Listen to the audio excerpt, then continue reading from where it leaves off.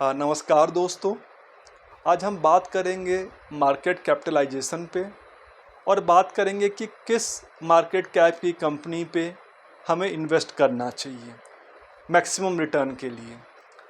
तो as per SEBI guideline, SEBI ने इसको 3 पार्ट में डिवाइड किया है: स्मॉल कैप, मिड कैप और लार्ज कैप। जो कंपनी 25,000 करोड़ से कम की है वो स्मॉल कैप है। जो कंपनी 25 से 50,000 करोड़ के बीच में है वो मिड कैप है, और जो कंपनी 50,000 एबव है वो लार्ज कैप है। अब बात आती है कि हमें किस कैप की कंपनी में इन्वेस्ट करना चाहिए, स्मॉल कैप में करना चाहिए, मिड कैप में करना चाहिए या लार्ज कैप में करना चाहिए।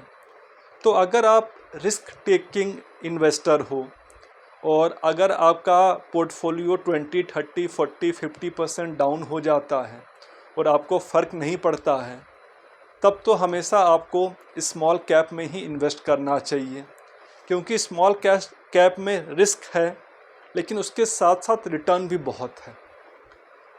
अगर आप पिछले 10 सालों 15 साल का डेटा देखोगे म्यूचुअल फंड का, तो आपको पता चलेगा कि जो स्मॉल कैप कंपनियां हैं उन्होंने कम से कम 18 से 20-22% का कैगर का रिटर्न दिया हर साल का। वहीं अगर आप मिड कैप में आ जाते हो तो मिड कैप में रिस्क भी कम है, रिटर्न भी कम है as compare to small cap. तो जो 25,000 करोड़ से लेके 50,000 करोड़ तक की कंपनी है वो कंपनी करीब करीब स्टेबल कंपनियां हैं। तो इसमें क्या होता है कि आपका रिस्क जो है वो कम हो जाता है। कंपनी डूब जाएगी, कंपनी ख़राब हो जाएगी, इसका जो प्रोबेबिलिटी है वो स्मॉल कैप के कंपेयर में काफ़ी कम हो जाता है, लेकिन उसके साथ उसका रिटर्न भी कम हो जाता है क्योंकि बेस बड़ा हो जाता है। उस बड़े बेस में 30%, 40% ग्रो करना मुश्किल हो जाता है, और बहुत कम ऐसी कंपनी आपको मिलती है मिड कैप में जो 30, 40, 50 या 60% से ग्रो करे। अब आते हैं लार्ज कैप में। तो लार्ज कैप में रिटर्न तो कम है, साथ में रिस्क जो है वो भी कम है। इसलिए कम है क्योंकि जो लार्ज कैप कंपनी हैं उनको हम कहते हैं ब्लू चिप कंपनियां।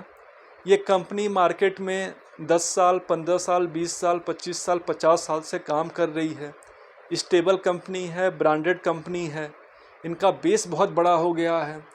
उस बड़े बेस पे 20%, 30%, 40% ग्रो करना बहुत मुश्किल काम है। तो इसलिए ये कंपनियां 10%, 15%, 20% से ग्रो करती हैं।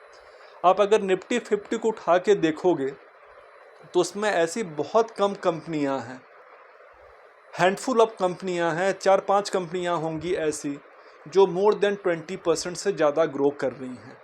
इसलिए क्योंकि उनका बेस इतना बड़ा हो गया है और उस बड़े बेस पे 20% ग्रो करना आसान नहीं है। जब वो छोटी थी वो ग्रो कर रही थी और वो ग्रो करते करते इतनी बड़ी कंपनियां बनी हैं, बट अब वो इतनी बड़ी हो गई हैं कि अब 20% या 30% एक्सपेक्ट करना ये उनसे बेईमानी होगी। जैसा कि हम एक कहते हैं कि एलिफेंट कांट डांस, हाथी जो है वो डांस नहीं कर सकता क्योंकि उसका साइज़ इतना बड़ा हो गया है कि आप कोशिश करोगे डांस करने का तो ये आप अपने आप को धोखा दे रहे हो। तो इसलिए तो ये आपके रिस्क एपेटाइट पे वो होता है कि आप किस साइज़ की कंपनियों पे इन्वेस्ट करना चाहते हो। मेरा अपना ये मानना है कि अगर आप समय दे सकते हो, कंपनी के बारे में पढ़ सकते हो, कंपनी के मैनेजमेंट के बारे में पढ़ सकते हो, तो जो स्मॉल कैप का जो कंपनियां हैं, स्मॉल कैप का जो स्टेज है वो बहुत बढ़िया है। उसमें ऐसी कंपनियां आपको मिलेंगी जो कि स्मॉल कैप होने के बाद भी अपने सेक्टर में मार्केट लीडर हैं, लेकिन उसके साथ ये रिस्क हमेशा बना रहेगा कि आगे जाने वाले समय पे वो कंपनियां अच्छा कर पाएंगी, नहीं कर पाएंगी, क्योंकि उनका जो कंसंट्रेशन रहता है, क्लाइंट कंसंट्रेशन, वो बहुत कम कस्टमर्स पे रहता है। अगर वो कुछ कस्टमर उनसे बिज़नेस खींच लेंगे तो बहुत चांसेस ऐसे होते हैं कि वो कंपनियां बंद हो सकती हैं। इसलिए अगर आप वॉचफुल हो, कंपनी को ट्रैक करते हो, जो कंपनी कंसिस्टेंट ख़राब कर रही हैं या जिनका मैनेजमेंट आके कह रहा है कि गोइंग फॉरवर्ड आने वाले दिनों में प्रॉब्लम और बढ़ेगी, अगर आप उस कंपनी में से अपना पोजीशन काट सकते हो, स्टॉक को बेच सकते हो, तब तो आपको स्मॉल कैप में ही आना चाहिए। और अगर आपको लगता है कि नहीं, मैं बार बार चर्न आउट नहीं कर सकता हूँ और मुझे ये करने में दिक्कत आती है, तो अपना पैसा आप म्यूचुअल फंड को दे दो, स्मॉल कैप फंड ले लो। आप जब देखोगे रिटर्न उनका 5 साल का कैगर, तो 18 से 22% का कैगर आपको दिख जाएगा।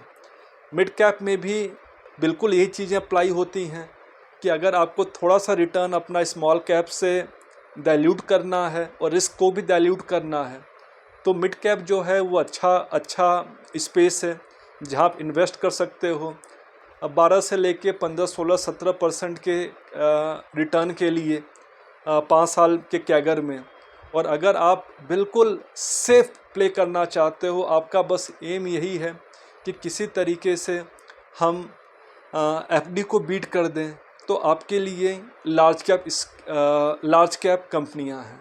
तो मेरे कहने का मतलब ये है कि ये आपके पर्सनालिटी टाइप, आपके गोल, आपके थॉट प्रोसेस पे डिपेंड करता है कि आपको किस तरह की कंपनी अपने पोर्टफोलियो में रखनी है।